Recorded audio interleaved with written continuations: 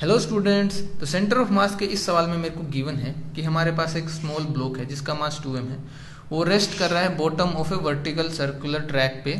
अब मेरे से क्या कर रहा है कि जो फ्रिक्शनलेस सरफेस है उसका, ये मेरे को बोला गया है, और बुलेट है मास m का जो कि उसको स्ट्राइक करता है इनिशियल स्पीड जिसका v0 गिवन है हमें, और ब्लॉक के अंदर ही रह जाता है किसके बाद, कोलिजन के बाद।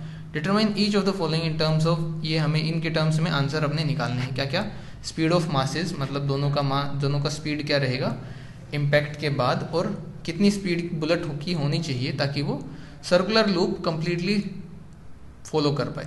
ठीक है, अब देखते हैं जब इनिशियली कोलिजन होगा तो मेरे पास क्या होगा, एफ एक्सटर्नल जो रहेगा सिस्टम का वो 0 रहेगा। एफ एक्सटर्नल अगर 0 रहेगा तो मेरा मोमेंटम कंजर्व्ड रहेगा।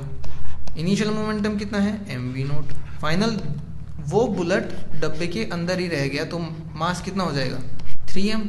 तो 3m इंटू वी, तो v की वैल्यू यहाँ पे मेरे पास आ जाएगी v0/3। यानी कि जो मास है अपना कंबाइंड मास अभी वो कितनी वेलोसिटी से चलेगा, v0/3। ये मेरे पास आ गई v0/3। तो पहले पार्ट का तो आंसर आ गया अपना v0/3।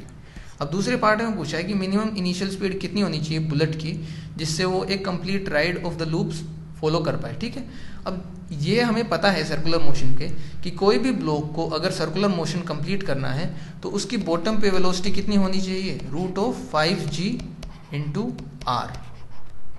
ठीक है, ये किसी भी ब्लॉक के लिए कंप्लीट सर्कल अगर फॉलो करना है, मतलब स्ट्रिंग से अगर बंधा हुआ है तो फिर कितना रहेगा, √5g आर उसकी वेलोसिटी होनी चाहिए बॉटम मोस्ट पॉइंट पे, और यहाँ पे रेडियस कितनी है, आर। तो ये अपना फॉर्मूला रहेगा। तो मतलब जो मेरी v0/3 है वो किसके इक्वल होनी चाहिए, √5g आर के इक्वल होनी चाहिए। तो यहाँ से v0 की वैल्यू आ जाती है मेरे पास 3√5g आर।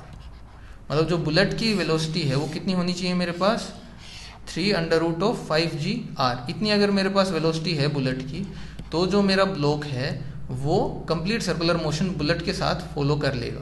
ठीक है, अगर इससे लेस हुई तो नहीं कर पाएगा, ज़्यादा रही तो भी कर पाएगा। ठीक है, क्लियर है सबको? तो ये अपने आंसर हो गए। Thank you.